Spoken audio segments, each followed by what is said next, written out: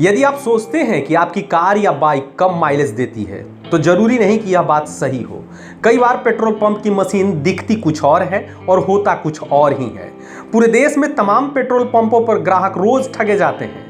पूरा पैसा देने पर भी कम पेट्रोल और डीजल मिलता है। आए दिन शिकायतों के बाद पेट्रोल पंप पर छापा मारा जाता है और ईंधन चोरी का गोरखधंधा बेनकाब होता है। आपके साथ भी कभी ना कभी एक बार पेट्रोल पंप पर धोखाधड़ी हो चुकी होगी। जब भी हम लोग पेट्रोल पंप पर तेल लेने जाते रहते हैं तो हमारे मन में एक शंका बना रहता है कि कहीं पेट्रोल पंप वाले हमें ठग न ले। आए दिन देश में कहीं ना कहीं पेट्रोल पंप पर तेल चोरी के मामले सामने आते रहते हैं। ऐसे में आज हम आपको कुछ तरीके बताएंगे जिससे अपनाकर आप ठगी से बच सकते हैं। आपको तो पता ही है कि इन दिनों तेल के दाम आसमान छू रहे हैं। ऐसे में अगर कोई आपका तेल चोरी कर ले तो बहुत ज्यादा कष्ट होता है। अगर आप ठगी से बचना चाहते हैं तो आज हम आपको कुछ शानदार उपाय बताएंगे जिसे आप तेल भरवाते समय ध्यान रखेंगे तो आप कभी भी ठगे नहीं जाएंगे। आइए एक एक कर समझते हैं कि पेट्रोल पंपों पर कैसे ठगी होती है और इससे कैसे बचा जा सकता है। पहला, ध्यान भटकाना। बता दें कि पेट्रोल पंप वर्कर्स के लिए सबसे पुरानी ट्रिक है ध्यान भटकाना।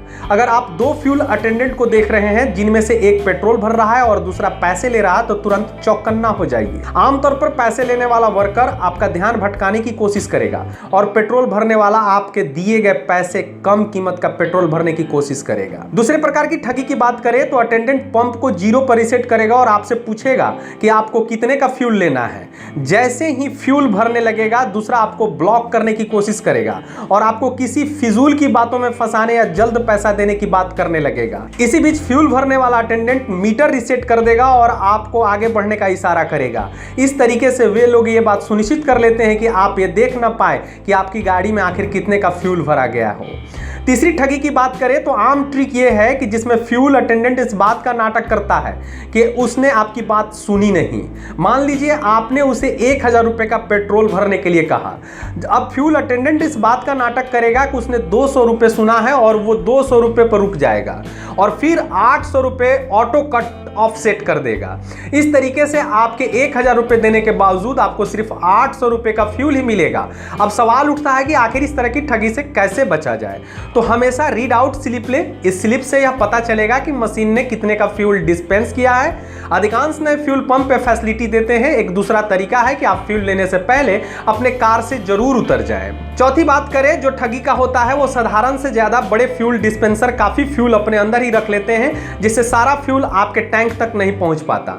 अच्छी खासी मात्रा में फ्यूल हमेशा पाइप में बचा रह जाता है और जब पाइप रोल किया जाता है तो वह वापस अंदर चला जाता है। अब इससे कैसे बचा जाए तो आइए हम आपको बताते हैं। इसका भी मैं उपाय बताता हूं। सबसे अच्छी बात होगी कि आप ऐसे फ्यूल स्टेशन पर जाएं ही नहीं। अगर आपके पास वहां जाने के अलावा कोई चारा नहीं है तो इस बात का ध्यान रखें कि डिस्पेंस वापस लेने से पहले अटेंडेंट पूरा फ्यूल आपके टैंक में डाले। पांचवा, मिलावट का गोरखधंधा जरूर होता है। मिलावट ऐसी चीज है जो इंडिया के काफी सारे फ्यूल स्टेशन में फैल चुका है। कोई अचूक तरीका तो नहीं है जिसे आप मिलावट को आसानी से पकड़ लें क्योंकि मिलावट में काफी जटिल रसायनों का इस्तेमाल किया जाता है। इससे बचने का सबसे अच्छा तरीका है ऐसे पेट्रोल पंपों पर जाने से बचें। जाने माने और विश्वसनीय पेट्रोल पंप पर जाने की कोशिश करें तो कंपनी के अपने और उनके द्वारा चलाए जाने वाले पेट्रोल पंप पर जाने की ज्यादा से ज्यादा कोशिश करें। छठे, ठगी की बात करें तो चालू और बंद का ट्रिक। यह सबसे ज्यादा अपनाई जाने वाली ट्रिक है। इस ट्रिक में फ्यूल अटेंडेंट आपके कार के फ्यूल फिलर नैक को, नोजल को लॉक नहीं करता बल्कि फ्यूल भरते वक्त वो फ्यूल डिस्पेंसर को चालू और बंद करके बार बार फ्यूल फ्लो को डिस्टर्ब करते रहता है। जब ऐसा हो रहा होता एयर लॉक के चलते थोड़ा सा फ्यूल मशीन में बचा रह जाता है। इस प्रक्रिया में आप हर 10 लीटर के लिए लगभग 200 मिलीलीटर फ्यूल खो सकते हैं। इससे बचने का एक तरीका है कि आप ये सुनिश्चित करें कि अटेंडेंट फ्यूल फिलर नैक में नोजल को लॉक करे और जब तक ऑटो कट ना हो वो उसे हाथ ना लगाए। लाइव सिटीज के लिए गोविंद की रिपोर्ट।